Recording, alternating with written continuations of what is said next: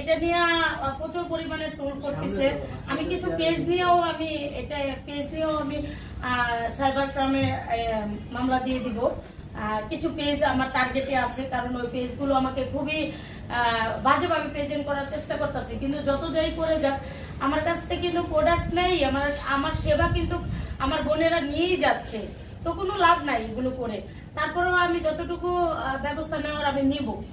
আপনার ভাইরাল হওয়ার আসল কাহিনীটা একটু বলে যান আজকে। না, আপনার মানে মেন নাম কি, মূল নাম কি, এবং ক্রিম আপা কিভাবে হলেন, কবে থেকে হলেন? হ্যাঁ হ্যাঁ, এটা তো অনেক অনেক বড় একটা সংক্ষেপে বলেন। সংক্ষেপে না, এটা সংক্ষেপে বলবো।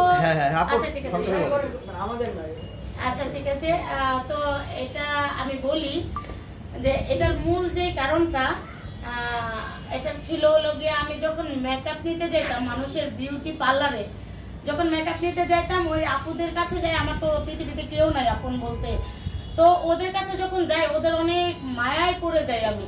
ওদের ওই আপুদের খুব ভালো লাগে, মায়ায় পড়ে যায়। প্রথম দু একটা শুট আমি নিজেই একটা ঘরে বসে প্রথম শুট করি, তারপরে ওখান থেকে আরো কিছু আমি অনেকগুলোই শুট পাই, অনেকগুলোই শুট করি। আর আমার প্রথম থেকে অনেকে সাজার কথা বলে, দুই একজনে যখন আমি একটু টুকটাক ভাইরাল হয়ে যাই তখন বলে যে আপু আপনি কি পার্লারে আসবেন, একটু সার্ভিস দিব বা ইয়া করবো, আপনাকে সাজাতে চাই। আমি বিশ্বাস করতাম না যে এগুলো হুদাই, এগুলো নিয়ে আমার মাইরে টাইরা দিব, ওই যে বাজে কমেন্ট করে তো একটু ডরাইতাম, তো যাইতাম না। যাই দুই এক জায়গায় বিশ্বাস করে চলে গেছি, চলে যাওয়ার পরে ওদের মায়ায় পড়ে যায়। কেমন জানি ওই আপুদের খুব মায়া লাগে, তারা কি সুন্দর আমাকে খাওয়াই দেয়, আবার আদর করে, মনে হয় যে এরকমের ভালোবাসা আমি কোথাও পাই নাই।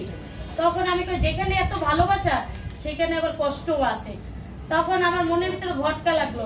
তখন আমি ইচ্ছে করে তাদেরকে যেমন ভাইরাল করছি, তাদের মাধ্যমে আমি চেষ্টা করছি যে আমার ইয়াটাকেও একটু প্রচার করার জন্য। তো তখন যখন আমার কমেন্ট বক্সে খালি ক্রিম আপা বলে, যখন নাকি আমাকে কমেন্ট বক্সে ক্রিম আপা বলে, তখন কিন্তু আমি বলি কি যে আপুদেরকে, ওই বিউটিশিয়ান আপুদেরকে বলি যে আপু যদি তুমি আমাকে ক্রিম আপা বলো তাহলে কিন্তু তোমার ভিডিওটা অনেক ভাইরাল হবে।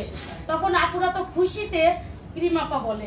তো যখন জনগণ এই নামটা দিছে আমার খুব পছন্দ হয়েছে। তখন এটা আমি ভাবলাম যে তাদেরকে ভাইরাল করতেছে, আমি নিজেও একটু ভাইরাল হই। আর কি আমার আপনার কিছু জনপ্রিয় ডায়লগ শুনেছিলাম যে মেকআপ নিয়ে, সেটা একটু আমাদের একটু শোনাইবেন।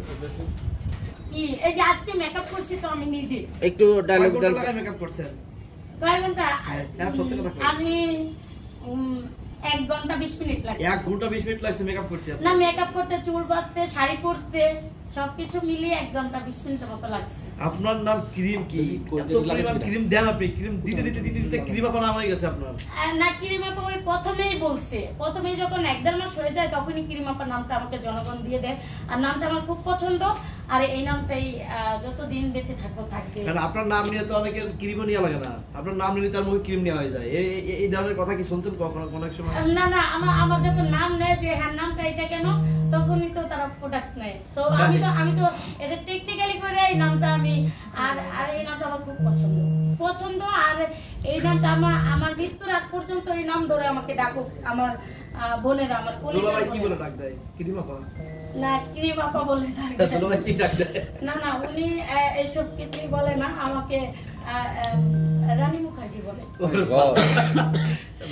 হ্যাঁ, উনি আর কি বলে যে আমি রানী মুখার্জি ম্যাডামকে অনেক পছন্দ করি। তো আমাকে বলে যে তোমার হাসিটাও তো রানী মুখার্জির মতো।